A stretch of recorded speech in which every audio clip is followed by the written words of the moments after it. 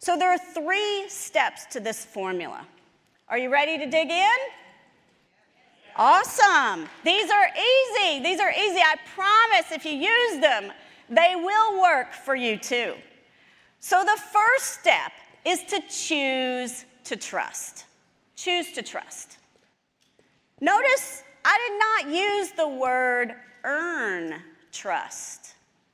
So why not? What's the difference? Choose trust, earn trust. Choose trust, earn trust. What do you think? What do you typically do? Earn trust? How many of us are earn trust mindsets? Yeah, the majority of us, right? So choose trust. If we put out there the concept that I trust you, it extends the welcoming for someone to live into that. If I say, I don't trust you, and I'm watching over you, how's that make you feel? Do you like, exactly.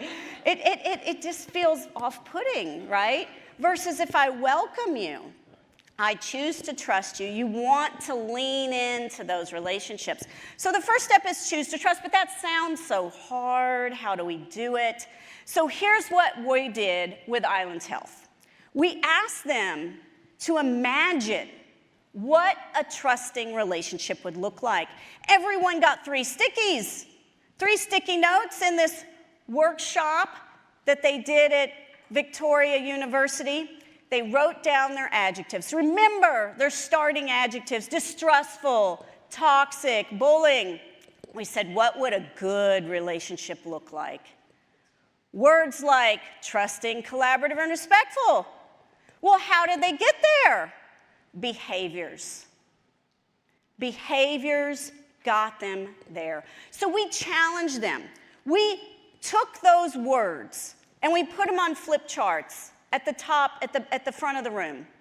So over here were their old words, and over here were their wanted, their desired words. And we did a series of exercises.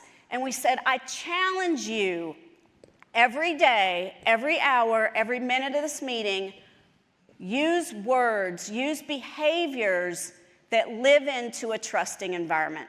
We gave them 3 exercises. So they went through these exercises one at a time. The first one was a buddy system. So after we shared their compatibility and trust assessments, they were kind of, oh my gosh, this is worse than we thought. So we sent them to lunch. And we had only a couple of rules. No work. You're stressed out from work. We're going to work on trust. So pick someone that you don't know very well and go to lunch with them. The lunch was on site, but we gave them an hour and a half for lunch. And it was in a really nice setting because they could take their lunch, they could go outside, they could get in little private, we call them 2-in-a-boxes. And we said, don't talk about work, talk about anything else. Get to know the other person, their pets, their kids, what they do for hobbies. What do you think? Was the other guy toxic and bullying? Or were they just normal people? It was an aha. They had not even met most of the people on the other side. And now they could go, that's right. These people aren't evil. We were just in an evil situation that had been exacerbated by bad behavior. The second thing we did was called the elephants in the room. So again, everyone got little stickies, and they got to write down an elephant. Now, this is interesting because you get to put things in the room that you normally wouldn't talk about. Some of these stickies, they were folded up so small. No one wanted to talk about that. And we had them drop it into a hat, fully anonymous. And then we took out the elephants. We classified into themes while they were on break.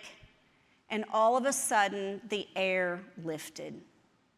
Wow, we could talk about things that we never talked about before. The last tool that we gave them was called the expectation sharing matrix. Here, we had them pick a two-in-a-box partner, someone on the other side that was similar to who they might work with or that they wanted to know better. They then went through the sharing matrix and shared how they like to work. Here's what I like to do. What do you like to do? How do you like to be communicated with? What are your expectations? So these 3 simple tools, which you can email me and I'll send you, are game-changing in turning around relationships. I want to play a little audio clip from one of the doctors that was there at the workshop. You looked at the graphs with the words of how we felt, and when you looked at the one at the beginning of the 3 days and how profoundly negative it was, to the one at the end of 3 days, and you know, there was all this hope. There was all this hope. They were in a period of despair.